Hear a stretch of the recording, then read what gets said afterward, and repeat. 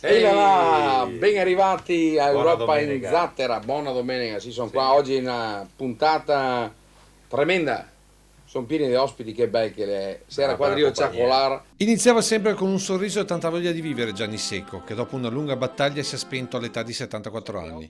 Una figura davvero straordinaria la sua per la valorizzazione della tradizione dell'immigrazione veneta in Brasile, ma anche per il salvataggio dei carnevali di montagna e le loro maschere, della tradizione mondiale dei presepi che aveva concretizzato in una collezione unica nel suo genere.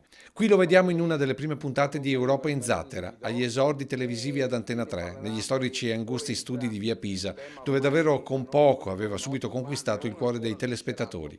E dopo con tutti i nostri amici che con noi altri gli ha fatto quella bellissima rassegna del Salado Nostran 1991.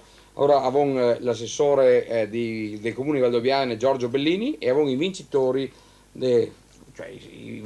cioè quelli che arrivati prima davanti a qui altri in Come questo qualità. gioco come quelli che avevamo fatto sul salame, che ha una sua importanza. Avevamo Valerio Vanzin, avevamo Aldo Forner e Ilario Segat.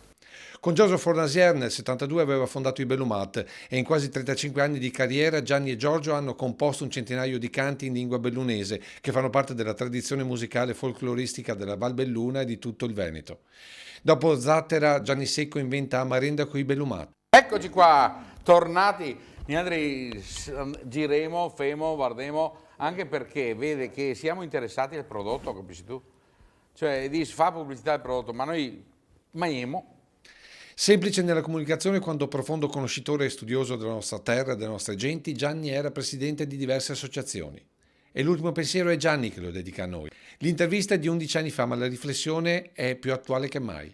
Ciao Gianni, grazie per quanto ci hai dato. Trovare la giusta via di mezzo tra il benessere e la gestione intelligente della vita non è facile, perché tutto il sistema in cui è basato sul consumismo e tutto il par basato su convincere le persone a cambiare continuamente idee per poter in qualche maniera comprare beni.